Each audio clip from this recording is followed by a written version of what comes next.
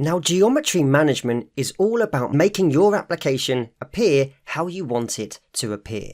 So you have 3 different methods that you can use to add widgets to your application, each one providing a slightly different way of doing so. And the first method we're going to be looking at is what is known as the pack method. Now, the pack geometry manager essentially just packs widgets relative to widgets that precede it in the code. So it literally packs all the widgets one after the other in an application window.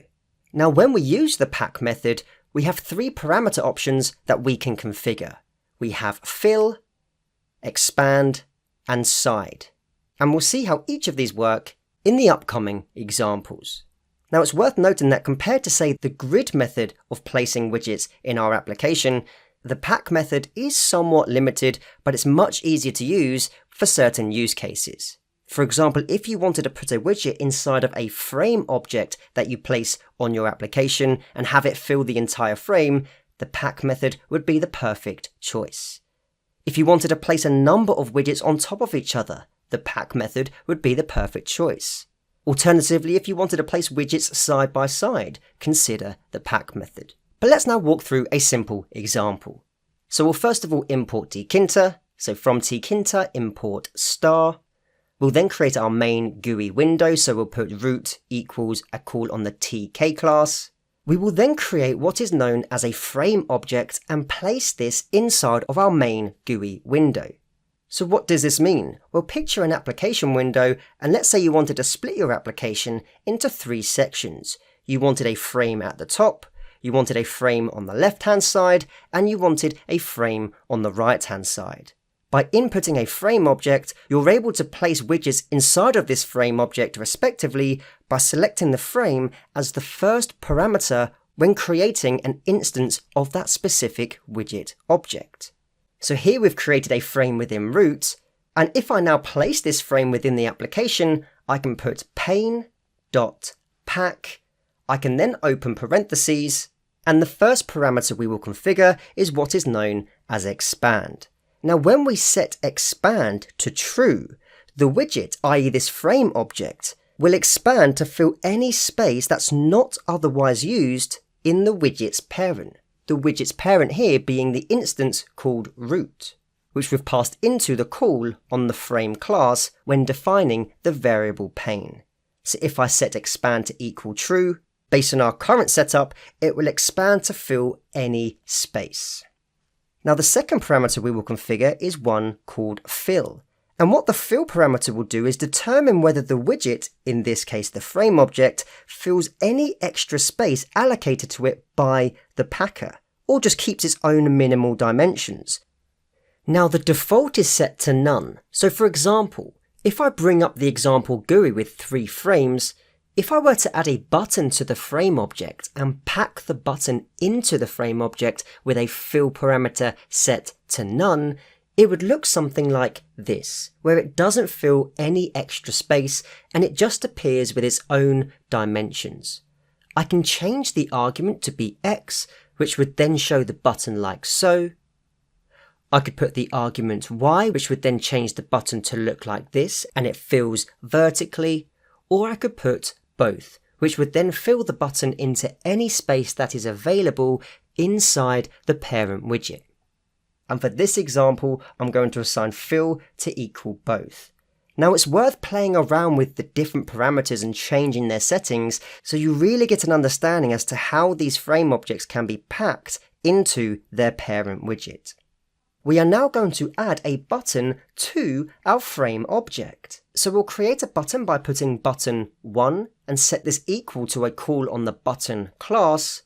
And we first of all need to place this button inside of the parent window, which we know is going to be the frame object that we've stored in pane. So I'll put pane.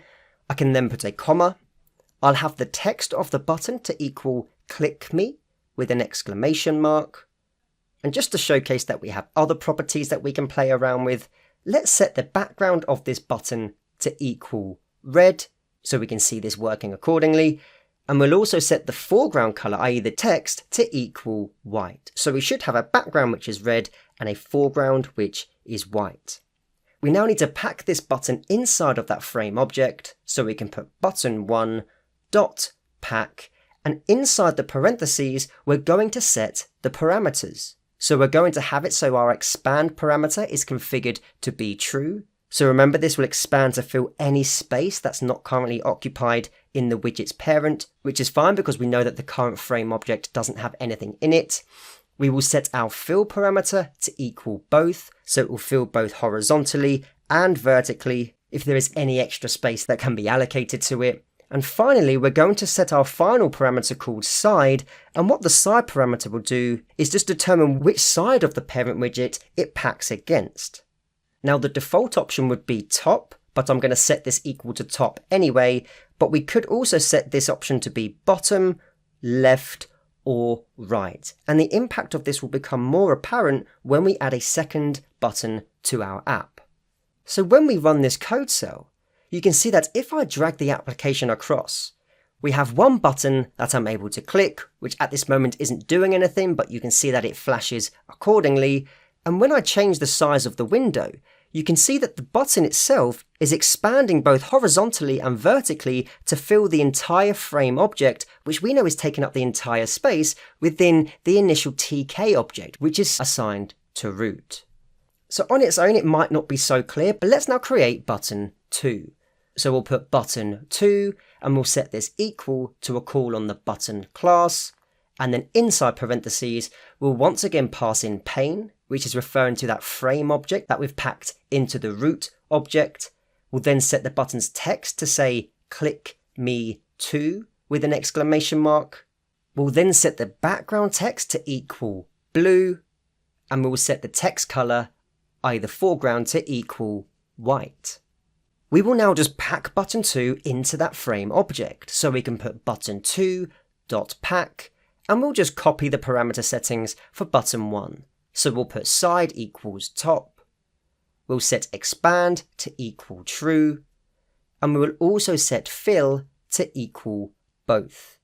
Now what do you expect to see when I run this code? Well, when I run this code and drag the application across, you can see that we now have 2 click me buttons, one red button and one blue button. You can see that when I resize the application window, that the buttons grow and shrink accordingly, and they take up the same space inside of that frame object, which we know is just going to be the entire window frame of this application. Now let's just quickly copy and paste button 2, and we'll change the variable name to be button 3. We'll set the text to say don't forget me, exclamation mark. We'll make the background equal orange, and we'll set the foreground to equal white. We'll change button2.pack to be button3.pack, and when I rerun this code cell and drag across the application, you can see that we have our 3 buttons within the application, which when we expand and shrink accordingly, our buttons are dynamic enough to change with the size of the application. Now going back to our code, what do you think will happen if I set the side parameter within the pack method to equal right for each of these buttons?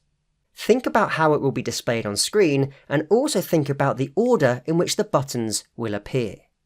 So when I run this code cell and drag the application across, you can see that because we've packed the right button first and we've set the side to equal right, our red button is the furthest right, followed by the blue button, followed by the orange button. And they are side by side, not on top of each other. And that's because we've determined what side of the frame object, which is acting as our parent window, we want to place them on. So practice creating some buttons or even some other widget objects and place them into your application by using the pack method. Play around with those 3 parameters. In the resources section, I've attached some documentation which will share with you the arguments that can be applied to these parameters accordingly. Understanding how these buttons react with different arguments will only ensure you truly understand how the pack method operates. In the next video, we'll dive into the second method, which is known as the place method. See you in the next video.